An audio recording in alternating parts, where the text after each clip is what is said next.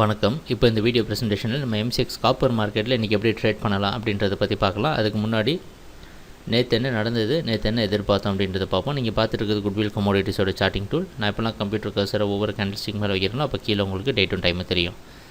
நீங்கள் பார்த்துட்டு இருக்கிறது இந்த ப்ளூ கலர் குச்சி தான் நேற்று மார்க்கெட்டோட ப்ரைஸ் ஓப்பனிங். நேற்று எங்கே ப்ரைஸ் ஓப்பன் ஆயிருக்குன்னு பார்த்தீங்கன்னா 444 பக்கமாக ஓப்பன் ஆயிருக்கு. நேற்று என்ன எதிர்பார்த்தோன்னா காப்பர் மார்க்கெட் டவுன் ட்ரெண்டில் போகிறதுக்கு வாய்ப்புள்ளது. 446 448 ரெசிஸ்டன்ஸை வச்சு டவுன் ட்ரெண்டில் போகிறதுக்கு வாய்ப்புள்ளது அப்படின்றது நம்ம எதிர்பார்த்தது.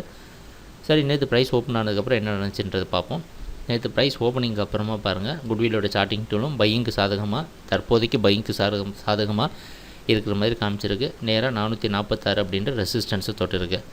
அந்த இடத்துல வழக்கம் போல் ரெசிஸ்டன்ஸ் எடுத்து மறுபடியும் 444 வரைக்கும் வந்து திருப்பியும் மேலே பவுன்ஸ் பேக் ஆகி தொடர்ந்து 446 உடைக்கிற முயற்சியில் இருந்திருக்கு. கடைசியாக 446லேயே க்ளோஸ் ஆகிடுச்சு. நம்ம ஒரு வாரமாக காப்பரில் பார்த்துட்டு இருக்க விஷயம் என்னென்னா, 442 ஒரு மிகப்பெரிய சப்போர்ட்.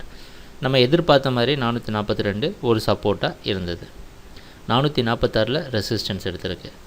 வருத்த தர வேண்டிய விஷயம் வாலட்டிலிட்டி, ஏற்ற இறக்கம். ஒரு நாளோட ஏற்ற இறக்கம் காப்பர் மார்க்கெட்டில் ரொம்ப குறைஞ்சிருக்கு.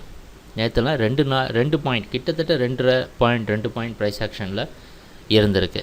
அது வருத்தமான ஒரு விஷயம் காப்பர் மார்க்கெட்டில்.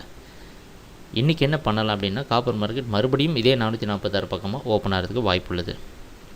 தொடர்ந்து இந்த 2 இடத்துலையும் சப்போர்ட் ரெசிஸ்டன்ஸுன்னு மாறி எடுத்தனால இன்றைக்கி நம்மளுடைய ட்ரேடிங் திட்டத்தில் ஒரு நிறைய மாற்றம் இருக்குது.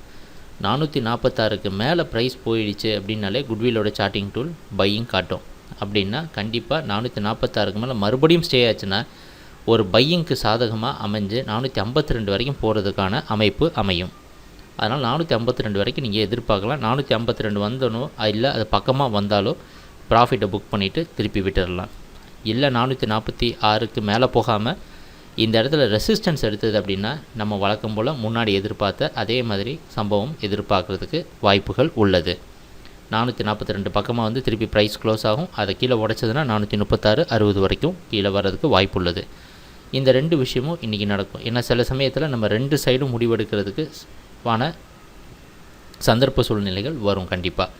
அந்த மாதிரி ஒரு அமைப்பு தான் இப்போ காப்பர் மார்க்கெட்டில் நம்ம பார்க்குறது. அதனால் என்ன பண்ண போகிறோம் அப்படின்னா, இன்றைக்கி காப்பர் மார்க்கெட்டில் 2 சைடும் பை செல் அப்படின்ற சாதகமாக இருக்கிறதுக்கு நம்ம மாற்றிக்க போகிறோம். அதனால் 446க்கு மேலே ஓப்பன் ஆகுதா கீழே ஓப்பன் ஆகுதான்ற இன்றைக்கி ப்ரைஸ் ஓப்பனிங் ரொம்ப முக்கியமானது. கொஞ்சம் ஜாக்கிரதையாக பார்த்து ட்ரேட் பண்ணுங்கள். கண்டிப்பாக காப்பர் மார்க்கெட் மறுபடியும் நல்ல வாலட்டிலிட்டியை பிக்கப் பண்ணும் அப்படின்றதுல எந்த சந்தேகமும் இல்லை. நீங்கள் காப்பரில் கண்டினியூஸாக ஒரு வருஷம் பல வருஷம் ட்ரேட் பண்ணிக்கிற ட்ரேடராக இருந்தால் உங்களுக்கு தெரியும் இப்படி தான் காப்பர் மார்க்கெட் இருக்கும். ஆனால் கரெக்டாக ஒரு மொமெண்டம் பிக்கப் பண்ண உடனே காப்பர் மார்க்கெட் நல்ல வாலட்டிலிட்டியும் ப்ரைஸ் ரேஞ்சும் கொடுக்கும். கொஞ்சம் ஜாக்கிரதையாக பார்த்து ட்ரேட் பண்ணுவோம். சரி, இன்றைக்கி ட்ரேடிங் நடக்கிறப்ப என்ன நடக்குதுன்னு பார்க்கலாம். எங்கள் வீடியோ ப்ரெசன்டேஷனை பொறுமையாக பார்த்துட்டு இருந்ததுக்கு மிக்க நன்றி, மகிழ்ச்சி, வணக்கம்.